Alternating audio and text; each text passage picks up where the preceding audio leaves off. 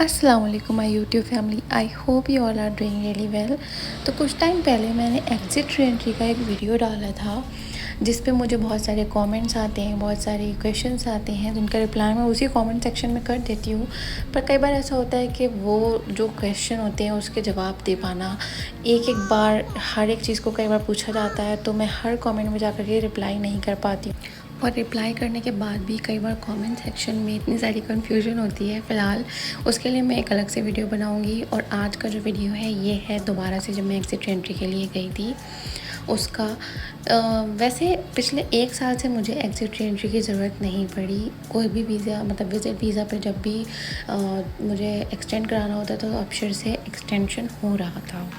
इस बार हज के टाइम पे अबशर से एक्सटेंड होना बंद हो गया और फिर साथ ही बहरीन की बॉर्डर भी बंद हो गई थी, विच वॉज वेरी क्योटिक। और सभी के लिए सिचुएशन बहुत वर्स्ट थी उस टाइम पे। सबको ये था कि जाना है।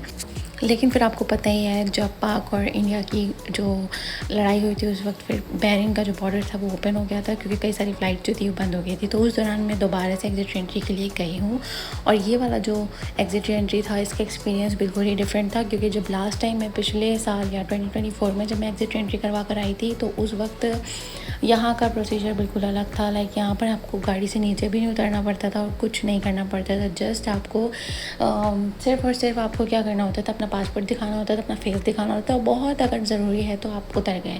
लेकिन इस दफ़ा जस्ट लाइक एयरपोर्ट वाला सिस्टम मुझे लगा। सिंपल गाड़ी से 2 बार उतर के एक ऑफ़िस में अंदर जाना पड़ा। उनको पासपोर्ट सबमिट किए। वो पासपोर्ट सबमिट होने के बाद उन्होंने वहाँ पर पासपोर्ट पे स्टैंप लगाई और फिर उसके बाद हमें हमारे पासपोर्ट हैंड ओवर किए गए। तो ये जो है ये थोड़ा सा एक डिफरेंट प्रोसीजर लगा मुझे according to the last time. अब शायद इसी तरीके से एग्ज़िट एंट्री हो रही है। और हम लोग गए थे इस दफ़ा शेयरिंग से।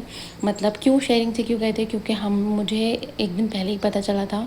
वैसे तो वी हैव डिसाइडेड कि हम इंडिया जाएंगे, लेकिन जब मुझे एक दिन पहले ये पता चला कि अरे एग्ज़िट एंट्री हो रही है, लाइक बहरीन बॉर्डर खुल गई है, तो हमने एक दिन पहले ही अपना यहाँ पर बुक कर लिया था। रियाद से एक जाती है इस तरीके की टैक्सीज़ या वैन्स जाती हैं जो मल्टीपल लोगों को लेकर जाती हैं और उन्हीं लोगों को लेकर जाती हैं जिनकी एग्ज़िट एंट्री होना होती है। और पर हेड आपको 400 और 300 समथिंग चार्ज लेते हैं वो लोग। लेकिन आप उनसे जो है नेगोशिएट भी कर सकते हो। अगर आपके पास ज़्यादा लोग हैं, लाइक आपकी फैमिली में 2-3 लोग हैं, तो वो नेगोशिएबल अमाउंट होता है।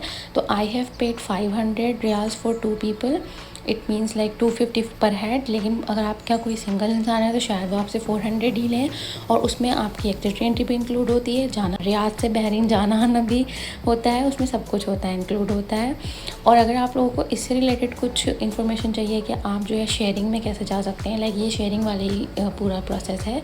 शेयरिंग इन द सेंस जो ड्राइवर होते हैं वो उनका पूरा जो होता है बॉन्ड होता है, आपस में उनकी डिसाइडेड होता है कि उन्हें कितने लोगों को एक बार में लेकर जाना है। लाइक अगर उनके पास 7 सीटर गाड़ी है तो 7 लोगों को लेकर जाएंगे। 10 सीटर है तो 10 लोग होंगे। उसकी जितनी कैपेसिटी है उस हिसाब से वो लोगों को जो है एडजस्ट करते हैं। और इनका हमें कहीं से नंबर मिला था। आप लोगों को अगर चाहिए होगा तो मुझे कॉमेंट सेक्शन में आप पूछ सकते हैं और मैं आपको वो शेयर कर दूँगी इनकी पूरी डिटेल। तो हमारे साथ 3-4 फैमिलीज़ थी और सबकी एग्ज़िट एंट्री हुई थी। It was very easy, not difficult.